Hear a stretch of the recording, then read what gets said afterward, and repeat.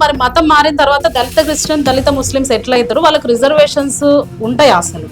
Reservation పదం తీసుకొచ్చింది Muslims, okay, Babasaheb Ambedkar గారు కాదు.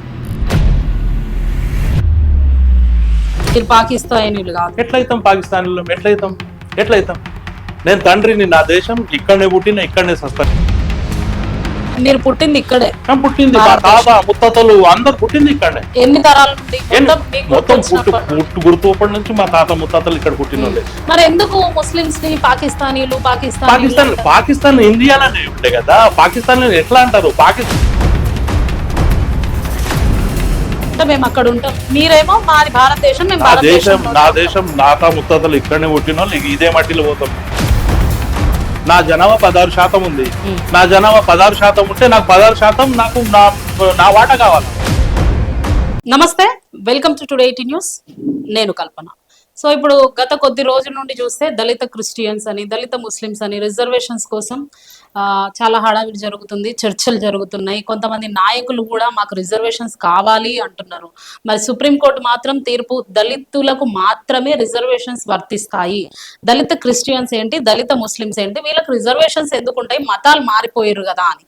అయితే ఇప్పుడు ఒక 2 రోజుల నుండి కూడా చూసుకున్నట్టయితే సోషల్ మీడియాలో రిజర్వేషన్స్ హటావ్ అనే నినాదం కూడా సోషల్ మీడియాలో బాగా వైరల్ అవుతుంది. మరి రిజర్వేషన్స్ గురించి తెలుసుకునే ప్రయత్నం చేద్దాం.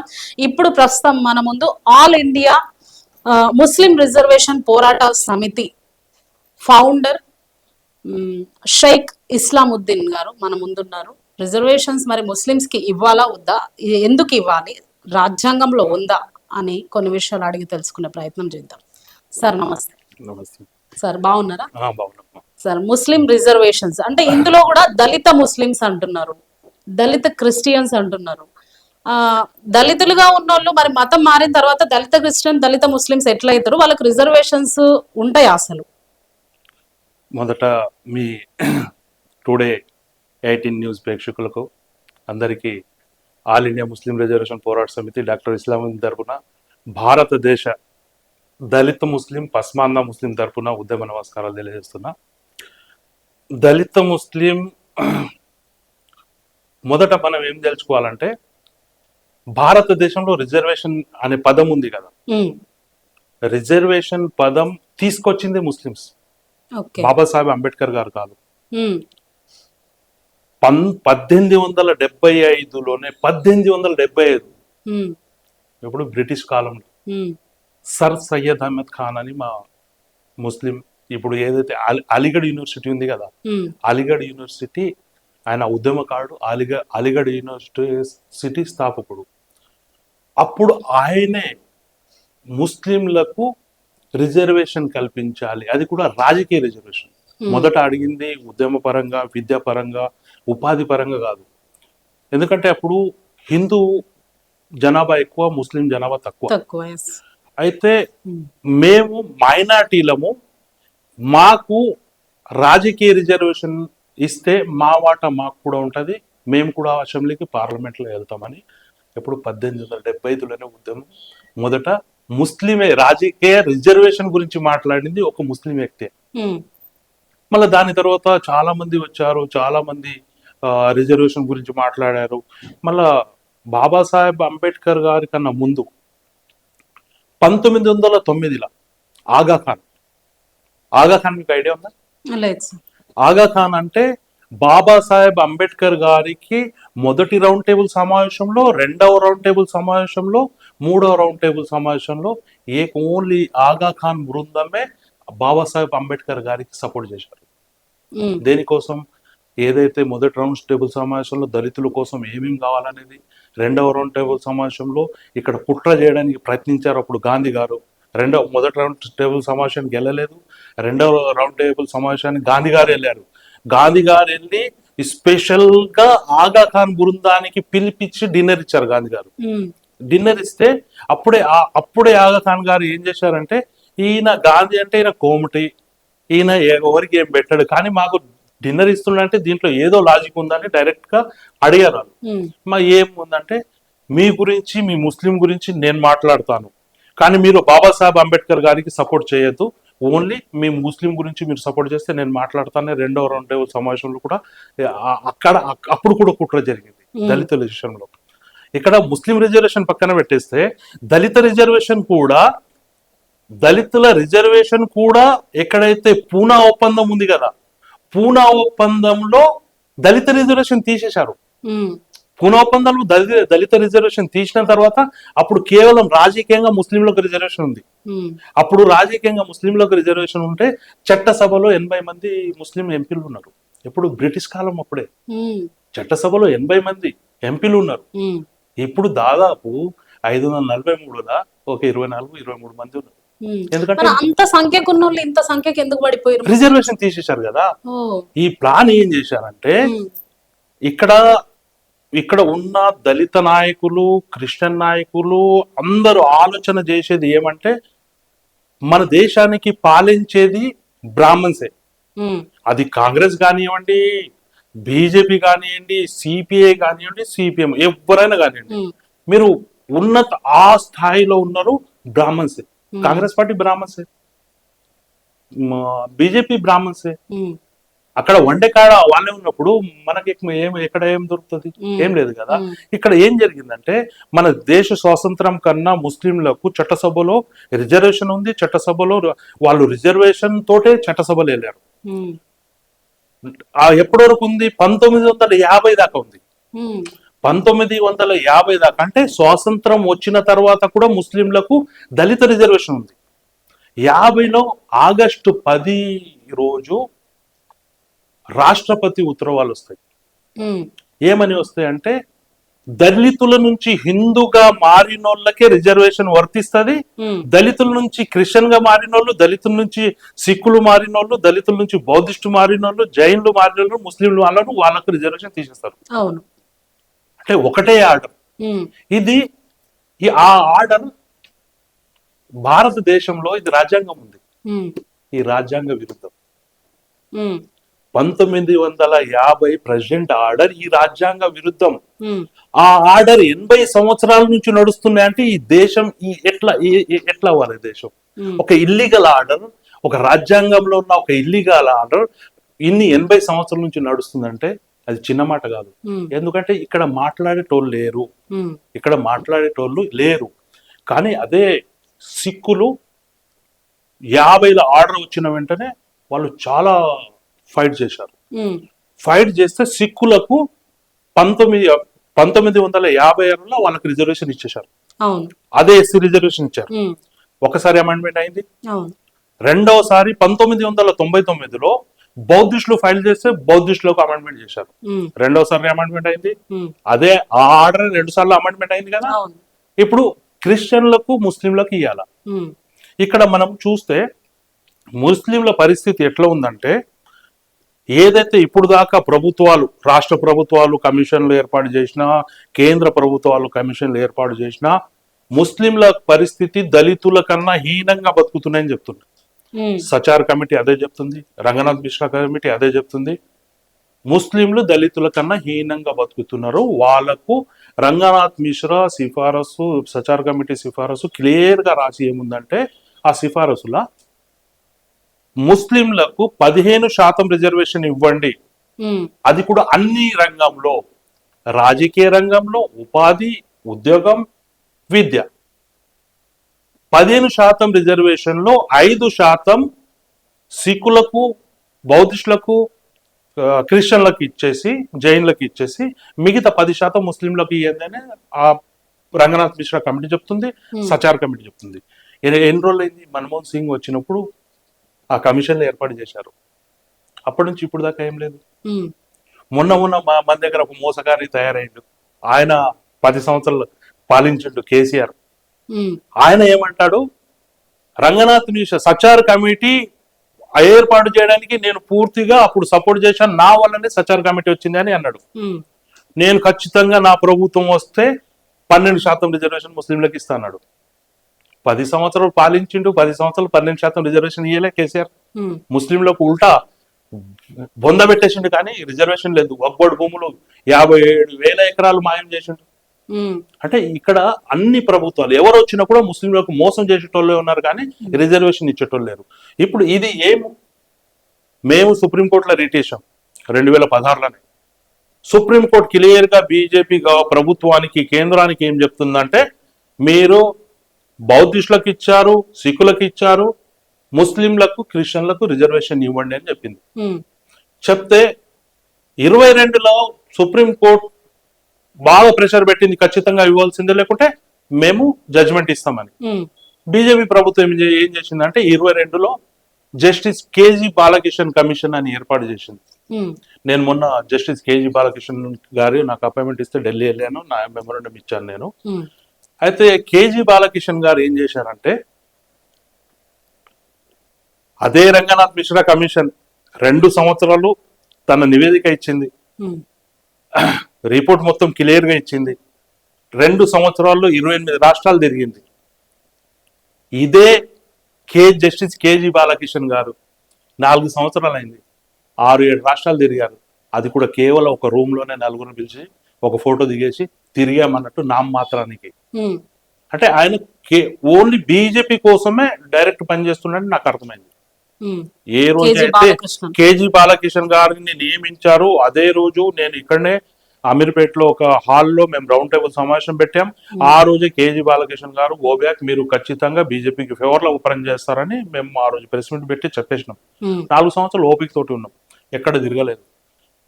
జూన్ 10న రిపోర్ట్ సబ్మిట్ చేస్తున్నాడు ప్రభుత్వానికి. ప్రభుత్వానికి ఏం రిపోర్ట్ సబ్మిట్ చేస్తాడు ఆయన? కశ్మీర్ నుంచి కన్యాకుమారి ఒక ముస్లిం బృందాన్ని పిలవలేదు, ఒక దళిత కిషన్ బృందాన్ని పిలవలేదు, ఎవరిని పిలవకుండా ఏం రిపోర్ట్ సబ్మిట్ చేస్తాడు?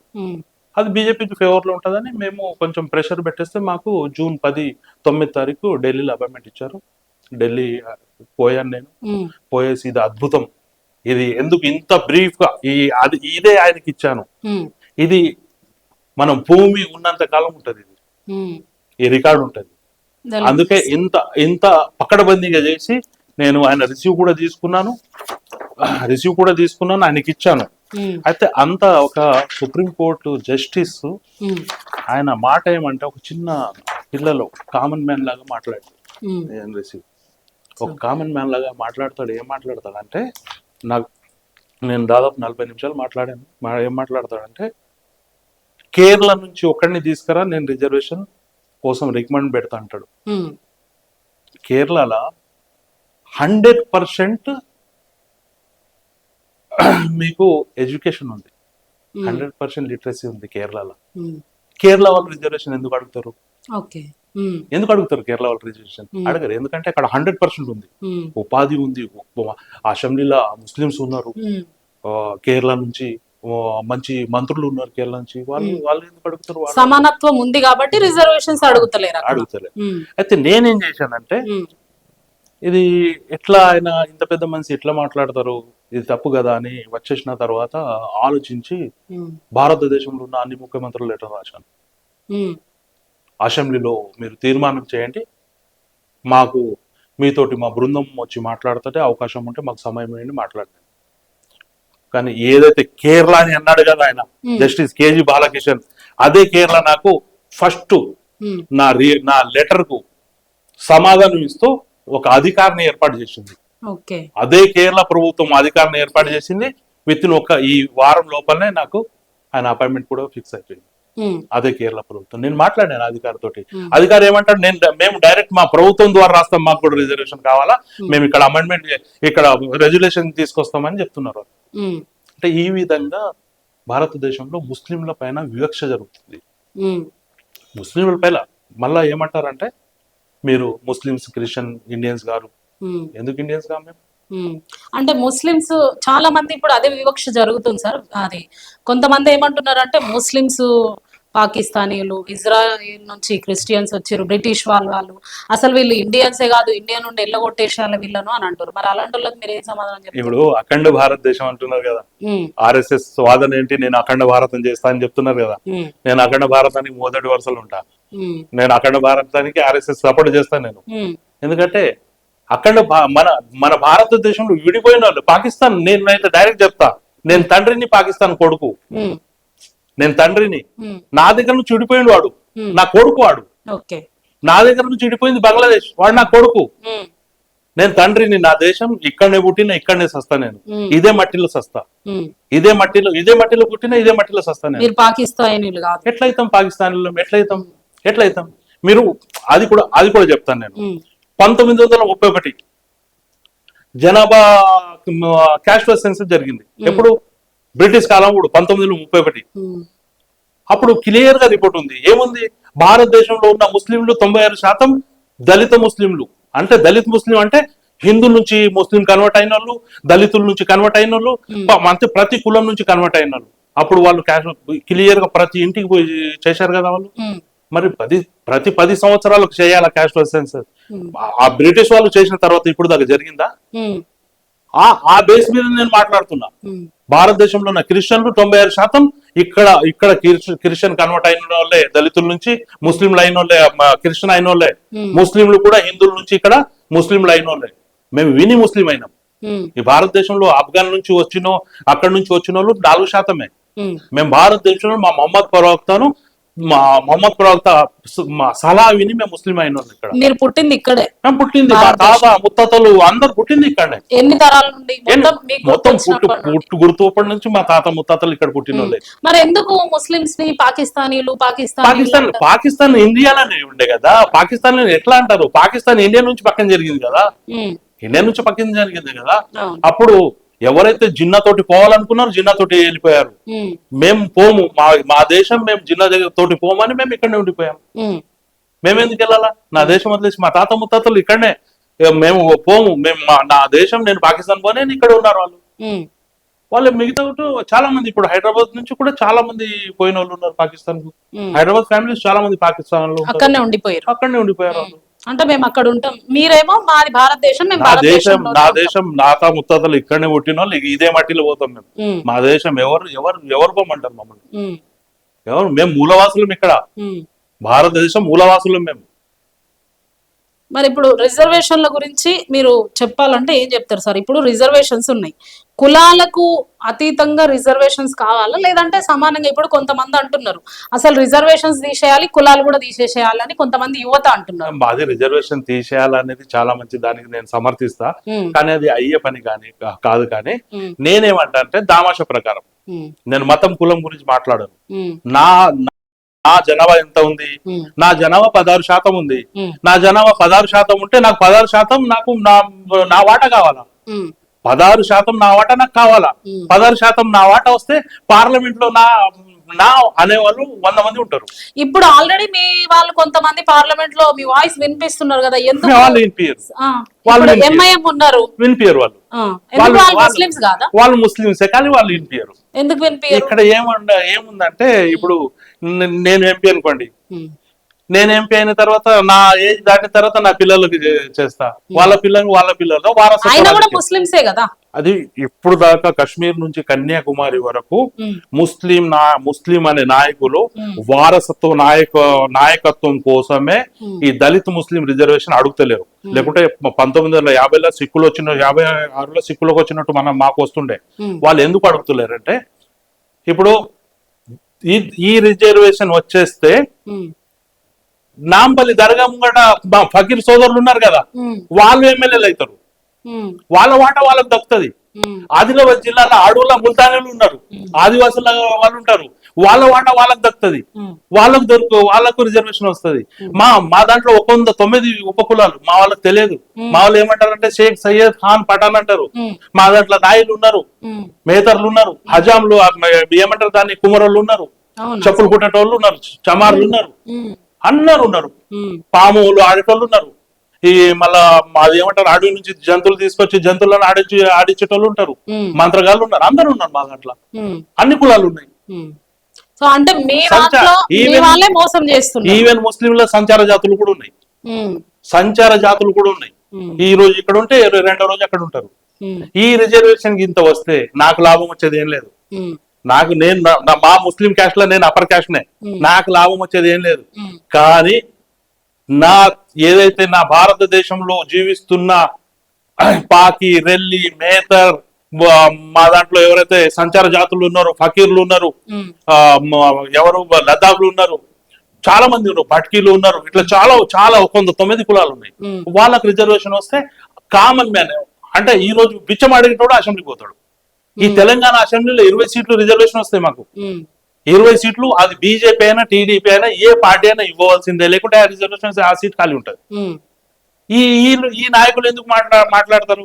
ఇప్పుడు ఎగ్జాంపుల్ ఎంఐఎం, హైదరాబాద్ లో ఎంఐఎం ఉంది కదా, ఒకవేళ ఈ రిజర్వేషన్ వస్తే ఎంఐఎం లో ఉన్న 9 సీట్లు ఉన్నాయి కదా, అక్కడ రిజర్వేషన్ సీట్లు అవుతాయి.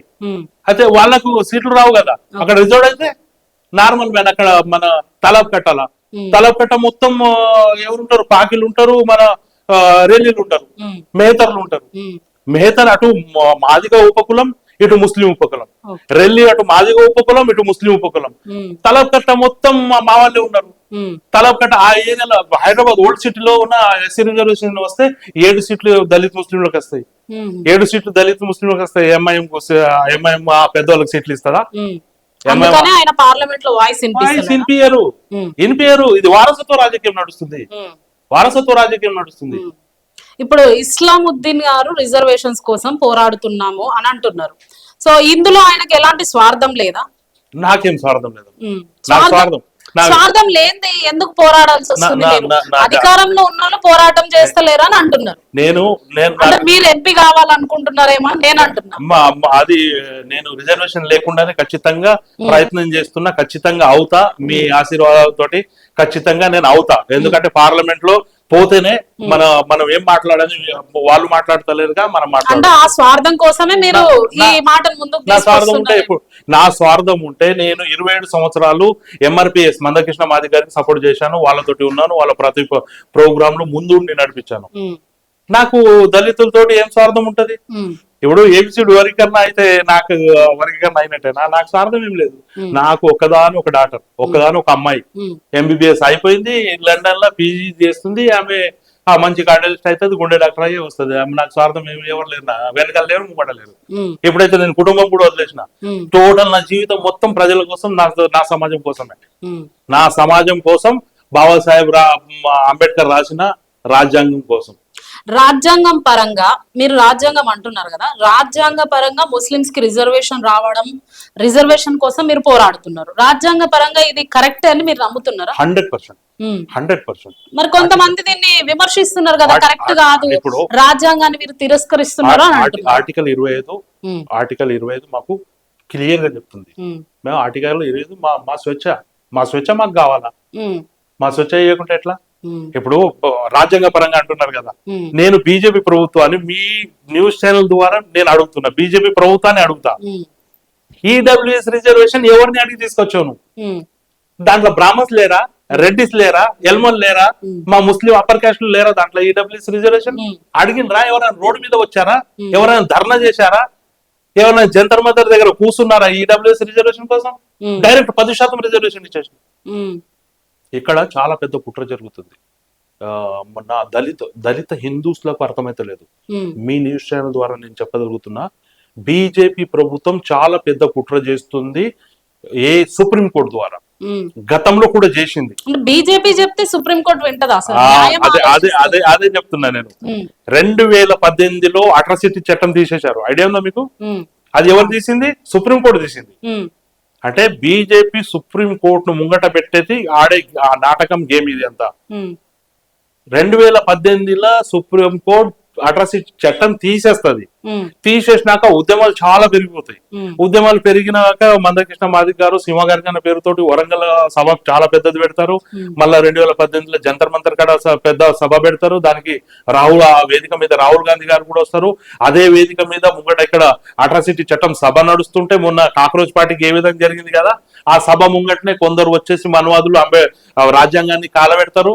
ఆ సభ ముంగటనే రాజ్యాంగం వాళ్ళ మీద కూడా కేసులు అయినాయి. మళ్ళా ఓన్లీ ఒక 4 గంటలనే పార్లమెంట్ సమావేశాలు జరుగుతున్నాయి కదా, అట్రాసిటీ చట్టం మళ్ళీ పెడతారు. ఎందుకు తీసేయడం, ఎందుకు పెట్టడం, ఎందుకు? సుప్రీంకోర్టు అదే అడిగింది. ప్రభుత్వం ఏమడిగింది? సుప్రీంకోర్టు మీరే తీయమన్నారు, మళ్ళీ మీరే పెట్టమంటారు, మేమేం చెప్పాలని. మీరు 2018 న్యూస్ చూడండి, మీరు 2018. అయితే ఇప్పుడు కూడా అదే జరుగుతుంది. ఇప్పుడు ఏం జరుగుతుందంటే, ఇది ఖచ్చితంగా ఆర్టికల్ 341 ఏదైతే ఉంది కదా, ఇది ఖచ్చితంగా రెండవసారి అమెండ్మెంట్ అవ్వాలా. ముస్లింలకు, దళిత ముస్లింలకు, దళిత క్రిస్టియన్లకు రిజర్వేషన్ రావాలా. ఇది రాజ్యాంగానికి వ్యతిరేకం కాదు. దీంట్లో 1950 ఆర్డర్ లో ప్యారా 3 ఉంటది. ప్యారా 3 మొత్తం రాజ్యాంగానికి విరుద్ధం.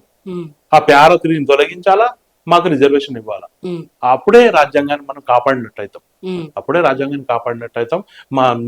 నా దళిత ముస్లింలు పైకి వస్తారు, అసెంబ్లీకి వెళ్తారు, పార్లమెంట్కి వెళ్తారు, ఎంపీటీసీలు అవుతారు, జడ్పీటీసీలు అవుతారు, సర్పంచ్లు అవుతారు. రిజర్వేషన్స్ వస్తే నిజంగానే దళిత ముస్లిం కు న్యాయం జరుగుతుంది. 100% న్యాయం జరుగుతుంది. చట్టసభలో మేము వెళ్తాం. మేము ఎక్కువ అడుగుతలేము. మేము మా దామాష ప్రకారం మాకు ఇవ్వండి. మీరు ఏ విధంగా అయితే ఈడబ్ల్యూఎస్ ఇచ్చారు కదా, మాకు ఆ విధంగా ఇవ్వండి. మా దామాష ప్రకారం ఇప్పుడు 16% పాపులేషన్ ఉంది, ఆ ప్రకారం ఇవ్వండి. ఎక్కువ ఇప్పుడు మీరు రిజర్వేషన్ అడుగుతున్నారు. ఈ రిజర్వేషన్ మీరు రాజకీయ చట్టసభల కోసమే అడుగుతున్నారా, లేదంటే అనగారిపోయిన ముస్లిం సోదరుల కోసం అడుగుతున్నారా? రాజకీయ అందరికి వర్తిస్తుంది కదా. రాజకీయ చట్టసభ అనగారిన కింద స్థాయిలో అట్టడుగున ఉన్న ముస్లింల కోసమే. ఆ ముస్లింలు చట్టసభకి వెళ్తే బాగుపడతారు. ఆయన తెలుస్తుంది. నేను ఒక ఫకీర్ అసెంబ్లీకి వెళ్ళిండు అనుకోండి, ఆ ఫకీర్ అసెంబ్లీలో ఫకీర్ల గురించి మాట్లాడతాడు. ఒక మా లదాఫ్ అని అంటాం, వాళ్ళు ఆ చట్టసభలో పోతే వాళ్ళ గురించి వాళ్ళు మాట్లాడతారు. ముస్లింలకు కూడా వివక్ష చాలా జరుగుతుంది. మీరు అంటారు చాలా మంది తెలియదు, ముస్లింలలో వివక్ష ఉంది, ఇప్పటికి ఉంది. మీరు ఆంధ్ర ఓన్లీ నల్గొండ దాటి వెళ్ళండి. మీరు నల్గొండ దాటి వెళ్తే మా లద్దా సోదరులను కొంతమంది మా మస్జిద్లలో హాఫీజ్ ఉంటే ఆయన నమాజ్ చదివేటప్పుడు ఆయన వెనుక నమాజ్ చదవరు. అట్లా కూడా ఉంటుంది. అట్లా కూడా వివక్ష నడుస్తుంది. చాలా మంది అనుకుంటారు వివక్ష నడుస్తుంది. ముస్లిమ్స్ అందరూ ఒకటే కాదు. మస్జిద్ లో పోతే రాజు అయినా ఎవరైనా ఒకటే దాంట్లో నమాజ్ చేయవలసిందే. కానీ అంతర్గతంగా ఎవరైతే చిన్న కులాల వాళ్ళు ఉన్నారు కదా, వాళ్ళకు మా దాంట్లో హాఫీజ్ ఖురాన్ అంటాం. నమాజ్ చదివేటోళ్ళకి హాఫీజ్ అంటాం, ముఫ్తీ అంటాం, వాళ్ళకంటాం. వాళ్ళ వెనకాల నమాజ్ చదువుకో చాలా మంది చదవరు. వివక్ష ఉంది, ఖచ్చితంగా ఉంది. ముస్లింలో కూడా కుల వివక్ష ఉంది. ఇప్పుడు మీరు హర్యానా, యూపీ ఆ ఏరియాలో వెళ్ళండి, మీరు బీహార్కి వెళ్ళండి, బ్రిడ్జ్ల కింద పడుకొని ఉంటారు చాలా మంది ముస్లింలు. వాళ్ళకు ఆధార్ కార్డు ఉండదు, రేషన్ కార్డు ఉండదు, ఏముండదు. వాళ్ళకు భట్కి అంటాం. వాళ్ళు ముస్లింసే. వాళ్ళు ఇండియాలో ఉన్న వాళ్ళే.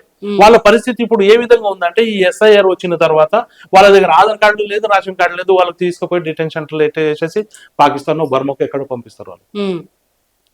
వాళ్ళకి ఏం తెలియదు. ఇప్పుడు పాములు ఆడిచేటోళ్ళు ఉంటారు, వాళ్ళు కూడా ముస్లింసే. వాళ్ళ దగ్గర ఇప్పుడు ఎగ్జాంపుల్ చెప్తున్నా, మన Jammu and Kashmir law ST reservation ముస్లింలకు ఉంది ఇప్పటికీ. జమ్మూ అండ్ కాశ్మీర్ లా మా ముస్లిం ఎస్టీ నుంచి కన్వర్ట్ అయిన వాళ్ళు, వాళ్ళకి ఎస్టీ రిజర్వేషన్ ఉంది. అక్కడ ఎమ్మెల్యేస్ ఉన్నారు. లక్షద్వీప్ లో ఒక ఎస్టీ ఎంపీ ఉన్నాడు. ఆయన ఎస్టీ ట్రైబ్. ఆయన ఇప్పుడు తీసేస్తే అందరికి తీసేయాలి కదా. కొన్ని రాష్ట్రాల్లో వేరువేరుగా అందరికి తీసేయాలి కదా. ఇప్పుడు లక్షద్వీప్ లో ఒక ఎంపీ ఎస్టీ రిజర్వ్డ్ సీట్ మీద నిలబడతాడు. ఆయన ఇప్పుడు ప్రస్తుతానికి ఎంపీ ఉన్నాడు, ఆయన ఎస్టీ కోట మీద. ఇప్పుడు ఓబీసీలో కూడా మీకు ముస్లిమ్స్ కి రిజర్వేషన్స్ ఉన్నాయి కదా సార్, మరి అవి సరిపోతలేవా? 4% అది ప్రభుత్వం తెలంగాణ వైఎస్ రాజశేఖర గారు ఇచ్చారు. దాంతో ఏమైతుందమ్మా? సరిపోతలేవా అంటారు? సరిపోతలేదు. అది విద్యా ఉపాధి వదిలి దానికోసమే. నాకు చట్టసభకి వెళ్ళాలా, ప్రత్యేకంగా చట్టసభలు వెళ్ళాలా. నాకు రాజకీయ రిజర్వేషన్ వస్తేనే మేము చట్టసభలు వెళ్తాం.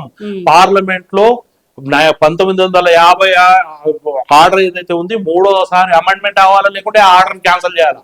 అది రాజ్యాంగ విరుద్ధం. అది 80 సంవత్సరాల నుంచి ఒక రాజ్యాంగ విరుద్ధమైన ఆర్డర్ నడుస్తుందంటే అది చిన్న మాట కాదు. 80 సంవత్సరాలు. మరి అంబేద్కర్ గారు అన్నారు, ఈ రిజర్వేషన్స్ ఎప్పటికీ ఉండాలని ఏం రూల్ లేదు, భారతదేశంలో సమానత్వం వచ్చినప్పుడు రిజర్వేషన్స్ తొలగించవచ్చు అని కూడా అన్నారు. మరి ఇప్పుడు సమానత్వం రాలేదు అనుకుంటున్నారా మన భారతదేశం? ఇప్పుడు ఎట్లా ఉందంటే, ఇక్కడ మొత్తం రాజకీయం నడుస్తుంది. ఎప్పుడు దాకా రాజకీయం ఉంటుందో అప్పుడు దాకా రిజర్వేషన్లు అది ఉంటూనే ఉంటాయి.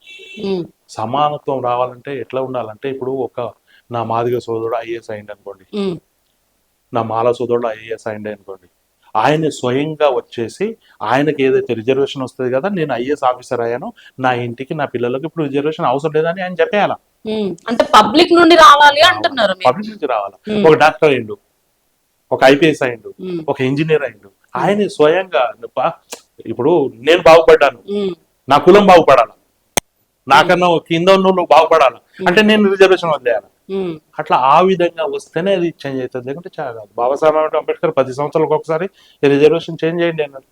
ఇప్పుడు 80 సంవత్సరాలు అవుతుంది, చేంజ్ అవ్వలేదు, అవ్వదు అది, అది అయ్యే ప్రసక్తే లేదు. ఓకే, మీరు ఇంత పోరాటం చేస్తున్నారు కదా, మీకు ఖచ్చితంగా రిజర్వేషన్స్ వస్తాయని న్యాయం మీద నమ్మకం ఉందా మీకు? 80 సంవత్సరాల నుండి రాని రిజర్వేషన్స్ పోరాటం చేస్తూ ఉంటే ఇప్పుడు వస్తాయని మీరు నమ్ముతున్నారా? ఇప్పుడు ఎగ్జాంపుల్ గా చెప్తున్నా, 30 సంవత్సరాల పోరాటం మందకృష్ణ మాదిగ గారిది ఏబిసిడి వర్గీకరణ అవుతుందని మాకు తెలియదు, అవుతుందని నమ్మకం కూడా లేకుండే. అయిందా? 30 సంవత్సరాలు ఓపిక, ఆయనతోటి 27 సంవత్సరాలు నేను కలిసి ఉన్నాను, 30 సంవత్సరాలు ఆయన ఓపిక అయింది కదా. ఇది కూడా ఖచ్చితంగా ఇది ఉన్నది అడుగుతున్నాం, లేనిది అడుగుతలేము మేము. మాకు ఏదైతే ఉంది అదే ఇయ్యండి అని చెప్తున్నాం, కొత్తగా అడుగుతలేము.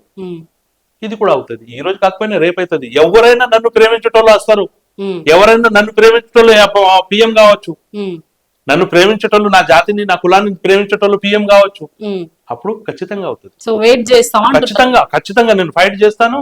నన్ను ప్రేమించేటోళ్ళు నన్ను దగ్గర తీసుకుని ఎవరు వస్తారో వాళ్ళ కోసం వేచి చూస్తాను నేను.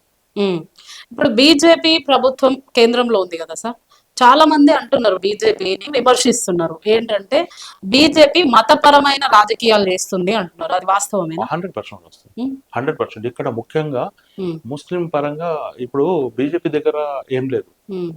ఎన్ని రోజులు ఏమైందంటే అయోధ్య విషయంలో, రామ మందిర్ విషయంలో వాళ్ళు రాజకీయం చేశారు, జరిగింది. ఇప్పుడు వాళ్ళ దగ్గర లేదు. ఇప్పుడు ఎగ్జాంపుల్ జంతర్ మంతర్, మొన్న జంతర్ మంతర్ దగ్గర అంత పెద్ద కాక్రోచ్ పార్టీ జరిగింది కదా, నేను వెళ్ళాను కానీ మద్దతుగా వెళ్ళిరా మీరు? వేదిక దాకా కూడా వెళ్ళలేను, ఎందుకంటే నా వలన వాళ్ళకి ఇబ్బంది అవుతుందని నేను వెళ్ళలేదు. నేను పోయి మాట్లాడాను, నేను అభిజిత్ దిప్కే తోటి మాట్లాడాను, వాళ్ళ టీం తోటి మాట్లాడాను, మా సపోర్ట్ ఖచ్చితంగా ఉంటుందని మాట్లాడాను. కానీ నేను వేదిక మీద వెళ్ళలేదు. ఎందుకు వెళ్ళలేదంటే నేను అక్కడ వేదిక మీద వెళ్తే ఖచ్చితంగా ఇది ఎవరో సపోర్టర్స్, ముస్లిం సపోర్టర్స్ అని అనుకుంటారు. ఆల్రెడీ ఈ మాట వచ్చింది కాబట్టి ఆల్రెడీ ఒక ముస్లిం మా ముస్లిం ఫుడ్ డొనేట్ చేస్తే వాళ్ళ పరిస్థితి, వాళ్ళ తల్లిదండ్రుల పరిస్థితి, వాళ్ళ అక్క చెల్లెల పరిస్థితి ఏ విధంగా చేస్తున్నారు ఇక్కడ, చాలా అంటే మరి అది వాస్తవం కాదంటారా? ఇప్పుడు ఆయన ఒక హోటల్ నడిపించుకునే ఆయన, ఒక టీ స్టాల్ పెట్టుకొని నడిపించుకునే ఆయన, ఇంత మంది ప్రజలకు ఫుడ్ ఎక్కడి నుండి పెడతాడు ఆయన? మీకు చెప్పాలని ఎగ్జాంపుల్ చెప్పాలని ఏదో రోజు బయటికి వస్తుంది కానీ, అభిజిత్ దిప్కేకు మద్దతుగా హైదరాబాద్ నుంచి కొన్ని వందల మంది రోజు ఫుడ్ పార్సల్ పోయింది, జొమాటో, స్విగ్గీ ద్వారా. మరెందుకు జునైద్ భాయ్ ఒక్కడే పంపించినట్టుగా మాట్లాడుతున్నారు? అది జునైద్ భాయ్ కూడా ఇచ్చినప్పుడు ఆయన డైరెక్ట్ ఫుడ్ తీసుకొచ్చి పెట్టాడు. మళ్ళీ సెకండ్ ఏమంటే జునైద్ భాయ్ కూడా సరిపోకపోతే ఇంకా చాలా మంది దేశం నుంచి కాదు విదేశాల నుంచి కూడా జొమాటో, స్విగ్గీలో పార్సల్ చేశారు. కానీ అతి ఎక్కువ హైదరాబాద్ నుంచి పోయింది. ఏదో రోజు బయటకు వస్తుంది, అది అతి ఎక్కువ హైదరాబాద్ నుంచి వెళ్ళారు. హైదరాబాద్ లో చాలా మంది దాతలు, హైదరాబాద్ లో ప్రేమ ఉంది, హైదరాబాద్ లో ఆప్యాయత ఉంది. ఎవరైనా కష్టంలో ఉన్నాడంటే హైదరాబాద్ వాళ్ళు ఖచ్చితంగా ఆయన దగ్గర ఒక 2 ముద్దలు ఉంటే ఒక ముద్ద ఆయన తిని పెడతాడు, ఒక ముద్ద ఆయన తింటాడు. ఆ ప్రేమ హైదరాబాద్ లో అది నేను ముస్లింలే అంటలేను, హైదరాబాద్ లో ఉన్న హిందూ, ముస్లిం, సిక్, ఇసాయి ఎన్ని కులాలు ఉన్నారు కదా, అందరి మధ్య హైదరాబాద్ లో చాలా ప్రేమ ఉంది, హైదరాబాద్ లో ప్రేమ ఉంది. కానీ చాలా మంది అంటున్నారు జునైద్ భాయ్ దగ్గర నుండే పోయింది ఫుడ్, ఆయన ఒక పేదవాడు కదా, ఆయన ఎట్లా పెడతారు? అది ఎట్లా ఉందంటే ఇప్పుడు కొంతమంది ఉన్నారు, చాలా మంది నాకు తెలిసిన వాళ్ళు కొంతమంది ఉన్నారు, పేరు చెప్పను కానీ కొంతమంది హాస్పిటల్ దగ్గర రోజు మార్నింగ్ టిఫిన్ పెడతారు, నాకు తెలిసిన వాళ్ళు. అవును, పెడతారు ఇక్కడ కూడా. అయితే ఆయన టిఫిన్ సంవత్సరాల తరబడి పెడుతున్నాడు. అయితే ఆయన చూస్తే ఆయన దగ్గర ఏముండదు, రూపాయి కూడా ఉండదు. కానీ ఆయనకి ఏం చేస్తారంటే, దాతలు ఏం చేస్తారంటే, నా బిడ్డ బర్త్డే ఉంది, నా కోడలు బర్త్డే ఉంది, నా మనమడు బర్త్డే ఉంది, ఈ రోజు నీకు ఇచ్చేస్తున్న పైసలు అది అక్కడ ఫుడ్ పెట్టాలి. అది ఇమీడియట్లీ ఫుడ్ పెట్టడంలో తప్పేం లేదు, అన్నం పెట్టడంలో, నీళ్ళు పెట్టడంలో తప్పేముంది? తప్పు లేదు. కానీ ఒక పేద కుటుంబం నుండి ఇన్ని వేల మందికి, అక్కడ ఎన్నో వేల మంది విద్యార్థులు, ఈ విధంగా ఆయనకు సహకారం అందుతుంది ఖచ్చితంగా. జునైద్ ఏదైతే జునైద్ ఉన్నాడు కదా, జునైద్ కు ఖచ్చితంగా ఈ విధంగానే సహాయ సహకారం ఉంది. వాళ్ళు ఆయనకు సహాయం దొరికింది ఎక్కడ, ఆయన ఫుడ్ పెడుతుండే. ఇప్పుడు నేనే ఫోన్ చేస్తా, ఎగ్జాంపుల్ అనుకుంటా, जुनैद भाई कल खाना कितना हो रहा हो सब मेरे को बोलो, मैं देख लेता, मैं उसका पैसा दे देता हूँ, आप खिला दो అంటాం. అట్లా కూడా హెల్ప్ అందిండొచ్చు అనుకుంటున్నా. 100% అదే జరిగింది అక్కడ. ఆయన పాపం చిన్న మొబైల్ షాప్ ఏదో అవును. ఆయన ఎక్కడికి వెళ్ళి పెడతారు, ఆయన ముందు అడుగు వేశాడు ఆయన. ఉమ్, ఇప్పుడు నేను ఎగ్జాంపుల్ చెప్తున్నా, ఢిల్లీలో నేను చెప్పాను కదా 2016లో ఒక్క నెల ప్రోగ్రామ్ పెట్టాను. ఉమ్, ఒక్క నెల ప్రోగ్రామ్ పెట్టినప్పుడు ఢిల్లీలో నేను తీసుకెళ్ళింది 5,000. ఉమ్, నా దగ్గర 5,000 ఉంది. Hmm. 5,000 తోటి ఒక నెలలో కొన్ని లక్షల మందికి ఫుడ్ పెట్టాం. ఉమ్, మేము పెట్టాం ఉమ్, కొన్ని లక్షల మందికి, 1,000 మంది కాదు, కొన్ని లక్షల మందికి. ఉమ్, ఎక్కడికి వెళ్ళి వచ్చింది అది? ఉమ్, దాతలు ఆటోమేటిక్ గా వస్తారు. ఉమ్. సో ఇప్పుడు సిజేపి వాళ్ళు చేసిన ధర్నా ఉంది కదా సార్, అది పక్కాగా విద్యార్థుల కోసమే జరిగింది అనుకోవచ్చా, లేదంటే దాని వెనుక రాజకీయ నాయకులు ఎవరైనా ఉండి అంటే నడిపించిండొచ్చా? మొదట అయితే నేను కూడా అనుకున్నా విద్యార్థుల కోసమే అనుకున్నా, కానీ కొంచెం ఇప్పుడు ఏదైతే బయటికి వస్తుంది కానీ కొంత కింద మీద అవుతుంది అది చెప్పలేం. ఉమ్, ఎవరైనా రాజకీయం కోసం చేస్తాడు, ఉమ్, ఆయన వెనకాల రాజకీయం ఏదో ఉండి ఉంటదని నా ఆలోచన, కానీ నేను కరెక్ట్ చెప్పలేను. ఉమ్, రాజకీయం ఎందుకంటే ఆయన చేసింది విద్యార్థుల కోసం చాలా మంచిదే. ఉమ్, విద్యార్థులు చాలా ఆయనకు సపోర్ట్ చేశారు, విద్యార్థులు ఏ విధంగా పోరాటం చేస్తారు అని చూపెట్టారు. ఉమ్, అది చాలా మంచి మంచి పోరాటం, అది ఉమ్, పీస్ఫుల్ గా జరిగింది. కానీ అక్కడ జరిగిన పోలీస్ వ్యవస్థ ఏదైతే ఉందో వాళ్ళ మీద దాడులు అవి అంతా చాలా మేము ఖండించాం దానికి. ఖచ్చితంగా అది తప్పు, అది ఉమ్, తప్పు. ప్యాలెట్ గన్లు వాడడం ఏంటి మేడం? ఉమ్, భారతదేశంలో విద్యార్థుల పైన ప్యాలెట్ గన్లు అంటే ఆయన జీవితం నరకం. ఉమ్, చిన్న చిన్న బుల్లెట్లు మొత్తం బాడీలో గుచ్చుకోపోయినాయి. ఉమ్, చిన్న చిన్న ప్యాలెట్ గన్లు విద్యార్థుల పైన వాడడం చాలా అది మంచి పద్ధతి కాదు. అది ఉమ్, మనకు రాజ్యాంగం హక్కు ఇచ్చింది, ఫండమెంటల్ రైట్ ఉంది, Yes. పోరాడే హక్కు ఉంది. అవును. నువ్వు నిలదీయచ్చు, ఎవరైనా నువ్వు పిఎం అయినా సీఎం అయినా ఎవరికైనా నిలదీసే హక్కు మన రాజ్యాంగం ఇచ్చింది. ఉమ్, నిలదీస్తాం, ఖచ్చితంగా నిలదీస్తాం. నువ్వు తప్పు చేసినప్పుడు ఖచ్చితంగా నిలదీస్తాం. ఉమ్, నేను 10 సంవత్సరాలు కేసీఆర్ ఎన్నో కేసులు పెట్టాడు నా మీద. ఉమ్, 10 సంవత్సరాలు 2 రోజులకు ఒకసారి సమాజ్ కూడా ప్రెస్ మీట్ పెడుతుంటే ఉమ్, ప్రతిరోజు నిలదీస్తుంటే నేను ఉమ్, ప్రతిరోజు నిలదీస్తుంటే ఉమ్, ఈ తప్పు చేస్తున్నా, ఈ తప్పు చేస్తున్నాను. లాస్ట్ లా నేను 10 ప్రశ్నలు 10 సంవత్సరాలు 10 ప్రశ్నలు అని ఒక బుక్ రిలీజ్ చేశాను. దాదాపు 16 లక్షల బుక్లు మొత్తం తెలంగాణ రాష్ట్రంలో పంపాను. ఆ బుక్ తోటే కేసీఆర్ ఓడిపోయాడు. ఉమ్. ఆ బుక్ తోటే కేసీఆర్ ఓడిపోయాడు. ఏం బుక్ రాసిరు సార్? 10 సంవత్సరాలు 10 ప్రశ్నలను పెట్టాను. కేసీఆర్ తెలంగాణ ప్రభుత్వం తెలంగాణ ప్రభుత్వంపై ఓకే 10 సంవత్సరాలు 10 ప్రశ్నలు కేసీఆర్ ముస్లిం సమాజానికి సమాధానం చెప్పాలా. ఉమ్, ఆ బుక్ చాలా పోయింది. మేధావులు వచ్చారు దాంట్లో, ఉమ్, రిటైర్డ్ ఐపీఎస్ వచ్చారు, రిటైర్డ్ ఐఏఎస్ వచ్చారు. ఆ బుక్ రిలీజ్ కు సోమాజ్ కూడా బ్రహ్మాండంగా ప్రోగ్రామ్ జరిగింది. ఉమ్, ఆ బుక్ దాదాపు 16 లక్షలు ప్రింట్ చేయించాను నేను. ఉమ్, ఆ 16 లక్షలు ప్రింటింగ్ నా దగ్గర రూపాయి లేదు. ఉమ్, మీరు ఇందాక అడిగారు కదా ఉమ్, ఫుడ్, అప్పుడు నా దగ్గర రూపాయి లేదు. ఉమ్, నేను ఒక పల్లెటూరు నుంచి వచ్చినోడిని, నేను అమ్మాయికి ఎంబీబీఎస్ చేపిస్తున్నా, చదివిపియాలా, నేను ఉద్యమాలు చేయాలా. ఉమ్, రూపాయి లేకుండా నాకు దాతలు ఇచ్చారు, బుక్లు రిలీజ్ చేశాం. కేసీఆర్ ఆ బుక్ తోటి ఓడిపోయాడు. 100% చెప్తాను నేను. ఉమ్, ఏ రోజు అయితే బుక్ రిలీజ్ చేశాను కదా నేను, ఆ దాంట్లో అడిగాను 10 సంవత్సరాలు ఒక్కసారి ముస్లింలకు నువ్వు లోన్లు ఇచ్చావు, సబ్సిడీ లోన్లు, 9 సంవత్సరాలు ఇయ్యలేదు. ముస్లింలకు సమాధానం ఏం చెప్తా అంటే, 2వ రోజు హరీష్ రావు ప్రోగ్రామ్ పెట్టాడు, ₹1,00,000 ముస్లింలకు ఇస్తామని. ఉమ్, మా బుక్ రిలీజ్ తోటే. ఉమ్, ఉద్యమాలకు సపోర్ట్ ఆటోమేటిక్ గా దొరుకుతుంది. ఉమ్. సో ఇప్పుడు ఒక ఉద్యమం అయితే వచ్చిందని చెప్పిన కదా సార్ నేను స్టార్టింగ్ లో, కులం తీసేయాలి, రిజర్వేషన్స్ తీసేయాలి, అందరికి సమానత్వం కావాలి అని. ఒకవేళ అట్లనే వచ్చింది అనుకోండి, కులాలన్నీ పోతాయి అని అనుకోండి, ఫర్ సపోజ్ ముస్లిమ్స్ కానీ క్రిస్టియన్స్ కానీ హిందూస్ ఏది లేదు, ఇంకా ఓన్లీ ఐఎమ్ ఇండియన్స్, దాన్ని మీరు యాక్సెప్ట్ చేస్తారా? ఒకవేళ యాక్సెప్ట్ అన్ని చేస్తే కులాలు పోతే నేను యాక్సెప్ట్ చేస్తాను. ఎట్లా యాక్సెప్ట్ చేస్తారు? ఎందుకంటే అట్లా అప్పుడు ఏమైతుంది అంటే, అప్పుడు ఉమ్, అక్కడ అప్పర్ క్యాస్ట్ ఎవరు ఉండరు, లోయర్ క్యాస్ట్ ఎవరు ఉండరు, అందరు సమానం ఉంటారు. ఉమ్, మీకు అందరికి ఎవరైతే చదువుకున్న వాళ్ళు బాగా చదువుతారో వాళ్ళకు ఉద్యోగాలు వస్తాయి. ఉమ్. వాళ్ళే కానీ మతం అయితే కొనసాగుతుంటది కదా. ఓకే కులం పోతది కానీ ఇప్పుడు క్రైస్తవులు ప్రార్థనలు చేసుకుంటారు, ముస్లింస్ నమాజ్ చేస్తారు, మతమే. హిందూస్ పూజలు చేస్తారు, మరి సమానత్వం ఎట్లా వస్తుంది? అప్పుడు రాదు కదా. నేను ముస్లింని, ఉమ్, నా ఇష్టం పోయి నేను దర్గాకి పోతా, మా గుడికి పోతా, నేను చర్చికి పోతా. ఉమ్, ఇప్పుడు నేనే అంటే, నేను భారతదేశంలో కాశ్మీర్ నుంచి కన్యాకుమారికి ప్రతి గుడికి వెళ్ళాను. నేను ఉమ్, ప్రతి గుడికి వెళ్ళాను, ప్రతి చర్చ్కి వెళ్ళాను, ప్రతి గురుద్వారాకి వెళ్ళాను, ప్రతి దర్గాకి వెళ్ళాను. నేను ప్రసాదం తింటారా మీరు? ఖచ్చితంగా తింటాను. ఉమ్, అది అన్నం. అది అది మీరు మీ జాతికి చేస్తున్న అన్యాయంగా. ఏం నా జాతి చెప్పలేదు కదా ప్రసాదం తినవద్దు, ఉమ్, మీరు గుళ్ళకి వెళ్ళదు.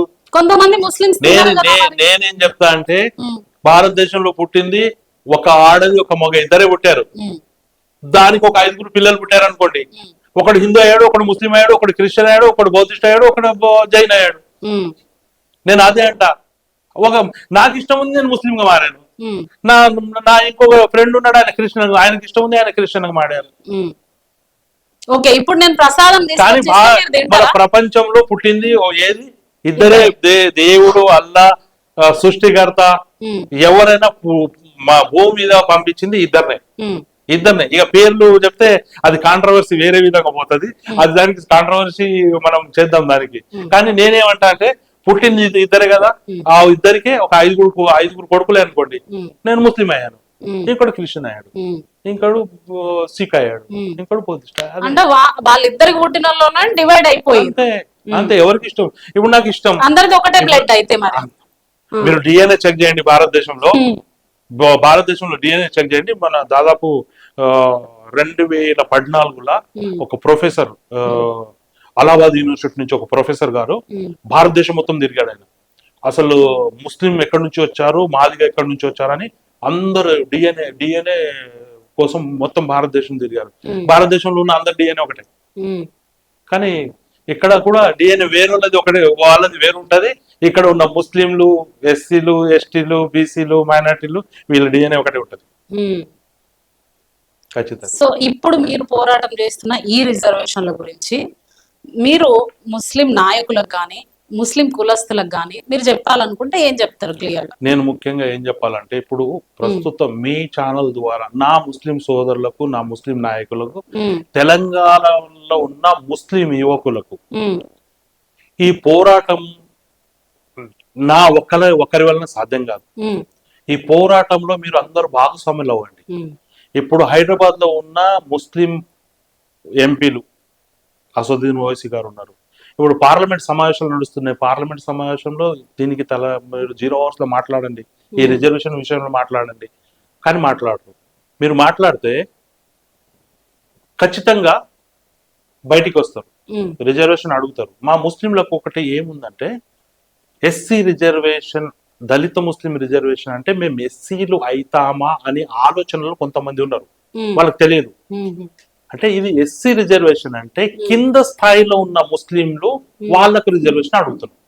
దాంట్లో ఎస్సీలే అనే అవసరం లేదు. పస్మాందా ముస్లిం అంటారు. పస్మాందా ముస్లిం అంటే కింది స్థాయి అడుగులో ఉన్న ముస్లింస్, వాళ్ళ కోసం రిజర్వేషన్ అడుగుతాం.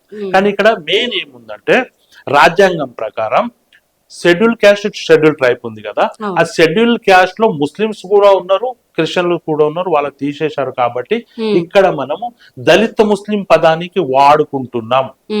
కానీ దళిత ముస్లిం అంటే నువ్వు ముస్లిం నుంచి దళితులు కన్వర్ట్ అయ్యే అవసరం లేదు. నీకు ఈ రిజర్వేషన్ వస్తే, ఖచ్చితంగా రిజర్వేషన్ వస్తే నువ్వు ముస్లిం గానే ఉంటావు. కానీ రిజర్వేషన్ మాత్రం షెడ్యూల్ క్యాస్ట్ రిజర్వేషన్ మనకు వర్తిస్తుంది. అది మనం అట్టాడుగున ఉన్న పస్మాందా ముస్లింస్ మాకు ఖచ్చితంగా రిజర్వేషన్ వస్తే మన జీవితాలు బాగుంటాయి. విద్యార్థులు ఐఏఎస్లు, ఐపీఎస్లు, డాక్టర్లు, ఇంజనీర్లు కొన్ని వేల మంది అవుతారు. దీనికి ఖచ్చితంగా తెలంగాణలో ఉన్న నా ముస్లిం సమాజానికి నేను రిక్వెస్ట్ చేస్తున్నా, మీ న్యూస్ ఛానల్ తరపున ఈ ఉద్యమానికి ముందు రండి, నాతోటి నడవండి. Thank you sir. So reservations గురించి మీ ఆలోచనలు ముస్లిం సోదరులకు కానీ, దళితులకు కానీ, లేకపోతే దళిత క్రైస్తవులకు కానీ మీ ఆలోచనలు పంచుకున్నందుకు కూడా thank you so much. So చూసాం కదా, ఇది ఇవాళ ఇంటర్వ్యూ. మళ్ళీ ఇంకో ఇంటర్వ్యూతో మేము ముందుకు వచ్చేస్తాం. అంతవరకు చూస్తూనే ఉండండి టుడే 18 న్యూస్.